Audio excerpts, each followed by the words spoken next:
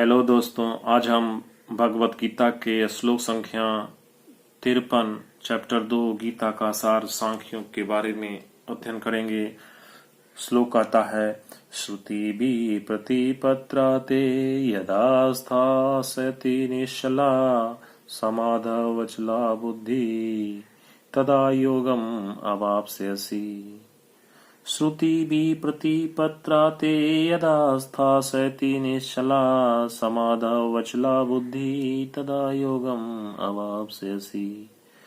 श्रुति वैदिक ज्ञान के, श्रुति का मतलब होता है वैदिक ज्ञान के, वैदिक रिविलेशन भी प्रतिपत्रा कर्म फलों से प्रभावित हुए बिना, without being influenced by the fruitive results of the Vedas, तुम्हारा योर यदा जब वेन अस्थास्यति स्थित हो जाएगा, रिमेन्स निश्चला एक निष्ठ अनमूव्ड, समाधव वचला बुद्धि, समाधव दिव्य चेतना या कृष्ण भावना, विथ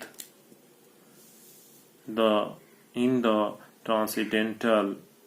ट्रांसेंडेंटल कॉन्शसनेस और कृष्ण कॉन्शसनेस, अचला में अस्थिर, अनफ्लिंचिंग बुद्धि इंटेलिजेंस, तदा तब एट द टाइम योगम आत्म साक्षात्कार सेल्फ रियलाइजेशन और अवाप्स्यसि तुम प्राप्त करोगे, यू विल अचीव।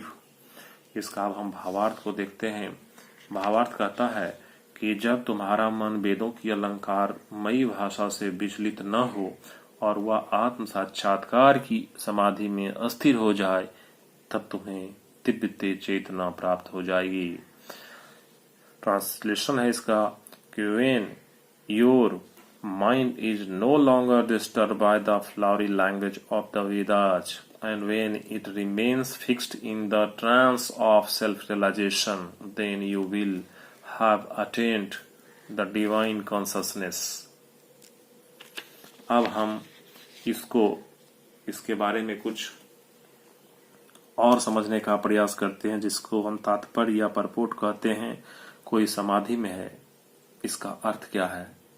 इसका अर्थ है कि वह पूर्णतया कृष्ण भावना भावित है, वह कृष्ण के लिए काम करता है।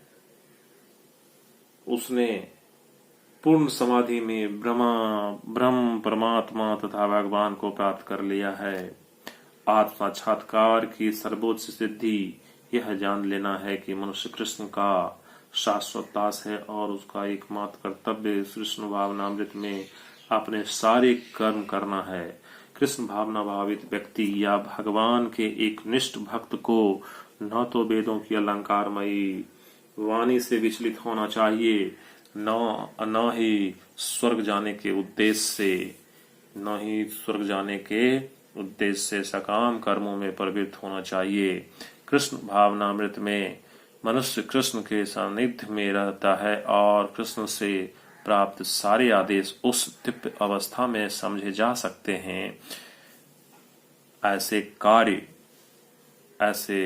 कार्यों के परिणाम स्वरूप निश्चयात्मक ज्ञान की प्राप्ति निश्चित है। उसे कृष्ण या उनके सानिध्य, उनके प्रतिनिधि गुरु की आज्ञाओं का पालन करना होगा।